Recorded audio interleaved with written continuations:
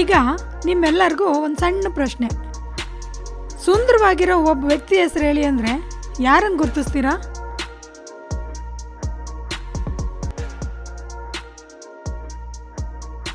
ಇವರೆಲ್ಲ ಆ್ಯಕ್ಟರ್ಸ್ ಅಥವಾ ಸಿನಿಮಾದಲ್ಲಿ ಕಾಣಿಸ್ಕೊಂಡಿರೋರಲ್ವಾ? ಈಗ ಇನ್ನೂ ಒಂದು ಪ್ರಶ್ನೆ. ನಿಮ್ಮ ಸುತ್ತಮುತ್ತ ಇರೋರಲ್ಲಿ ಸುಂದರವಾಗಿರೋರು ಅಂದರೆ ಯಾರನ್ನು ಹೇಳ್ತೀರಾ? ನಿಮ್ಮನ್ನು ಸೇರಿಸ್ಕೋಬೋದು. ನಾವು ಸುಂದರವಾಗಿರೋರು ಅಂದ ತಕ್ಷಣ ಸಿನಿಮಾದಲ್ಲಿ, ಧಾರಾವಾಹಿಗಳಲ್ಲಿ ಅಂದರೆ ಮೀಡಿಯಾದಲ್ಲಿ ಕಾಣಿಸ್ಕೊಳ್ಳೋರನ್ನ ಮಾತ್ರ ಯಾಕೆ ಗುರುತಿಸ್ತೀವಿ? ಅಂದರೆ ಈ ಮಾಧ್ಯಮ ಸೌಂದರ್ಯ ಅನ್ನೋದನ್ನು ಕೇವಲ ಬಿಳಿ ಬಣ್ಣದ ಚರ್ಮ ಇದ್ದರೆ ಸಾಕು, ಅವರೇ ಬ್ಯೂಟಿಫುಲ್, ಅವರೇ ಸುಂದರವಾಗಿರೋರು ಅಂತ ಒಂದು ಕಲ್ಪನೆನ ನಮ್ಮ ತಲೆಗೆ, ನಿಮ್ಮ ತಲೆಗೆ ಕಟ್ಕೊಟ್ಟಿದೆ. ನಾವು ಕೂಡ ಆ ಬಣ್ಣದಿಂದನೇ ಓಡ್ತಾ ಇರ್ತೀವಿ. ನನ್ನೊಮ್ಮೆ ನೋಡಿದರೆ ಭಾಗ್ಯ ಬೆಳಗುತ್ತೆ, ಭಾಗ್ಯ ಬೆಳಗುತ್ತೆ. ಸೊ ಇವತ್ತೇನಿದೆ? ಇವತ್ತು ನಮ್ಮ ಮ್ಯೂಸಿಕ್ ಕಾಂಪಿಟೇಷನ್ ಇದೆ. ನಿಮ್ಮ ಮುಖ ನಮಗೆ ತುಂಬಾ lucky. Fair and lovely Ayurvedic care cream. Wow, ನಿಜವಾಗ್ಲೂ ಗೋಲ್ಡನ್ ಗ್ಲೋ.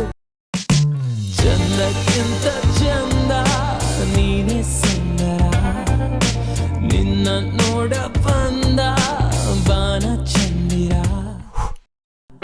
ಯಾಕೆ ಆರಿಸಿದಿ? ಯಾಕೆಂದ್ರೆ ಬೇಕಾಗಿಲ್ಲ. ಅಂದ್ರೆ ಚಂದ್ರ ಇಲ್ಲೇ ಇರುವಾಗ ಬೆಳಕಿನ ಅಗತ್ಯವೇನು?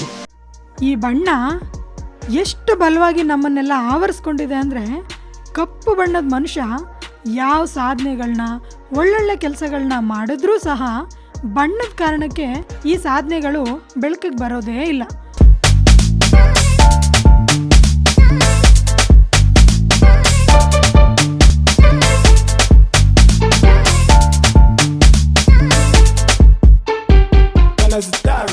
ಅವರೊಬ್ಬ ಸ್ಪೆಷಲ್ ವ್ಯಕ್ತಿ ಅಂತ ಯೋಚಿಸೋದು ಕೂಡ ಮರ್ತೋಗುತ್ತೆ.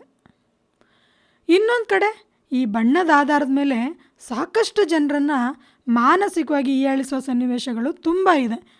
ನನ್ ಮಾತ್ ಕೇಳು, ಹಾಲಲ್ಲಿ ಕೇಸರಿ ಬೆರ್ಸ್ ಕುಡಿದ್ರೆ ಮಗು ಬೆಳ್ಳಗ್ ಹುಟ್ಟುತ್ತೆ. ಇಷ್ಟೊಂದು ಕಪ್ಪಿದಾಳೆ, ಇವಳಿಗೆ ದೃಷ್ಟಿ ಬೇರೆ ಆಗುತ್ತಾ?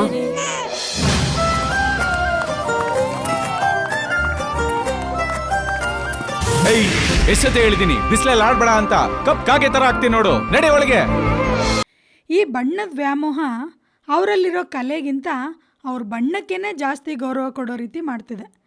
ಅದು ಹೀರೋ ವಿಲನ್ ಪಾತ್ರಗಳಾಗಿರ್ಬೋದು, ಹೀರೋಯಿನ್ ಮತ್ತು ಹೀರೋಯಿನ್ ಫ್ರೆಂಡ್ಸ್ ಆಗಿರ್ಬೋದು.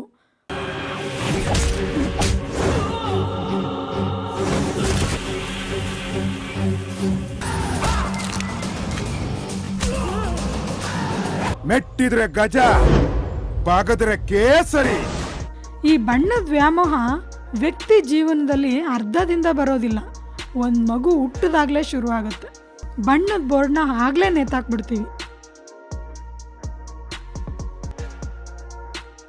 ಬ್ಯೂಟಿ ಅಥವಾ ಸೌಂದರ್ಯ ಅನ್ನೋದು ಬರೀ ಬಣ್ಣದಲ್ಲಿಲ್ಲ, ಅದು ನಾವು ನೋಡೋ ದೃಷ್ಟಿಕೋನದಲ್ಲಿ. ಅಂದರೆ ಯಾವುದನ್ನು ಅಥವಾ ಯಾರನ್ನು ನಾವು ಪ್ರೀತಿ ದೃಷ್ಟಿಯಿಂದ ಕಾಣೋಕೆ ಇಚ್ಛಿಸ್ತೀವೋ ಅದೆಲ್ಲವೂ ಸುಂದರವಾಗಿಯೇ ಕಾಣುತ್ತೆ. ನನ್ನನ್ನು ನಾನು ಪ್ರೀತಿಸಿದಾಗ, ಪ್ರೀತಿಯಿಂದ ನೋಡೋಕೆ ಪ್ರಾರಂಭಿಸಿದಾಗ ನಾವು ಕೂಡ ಸುಂದರವಾಗಿಯೇ ಕಾಣ್ತೀವಿ.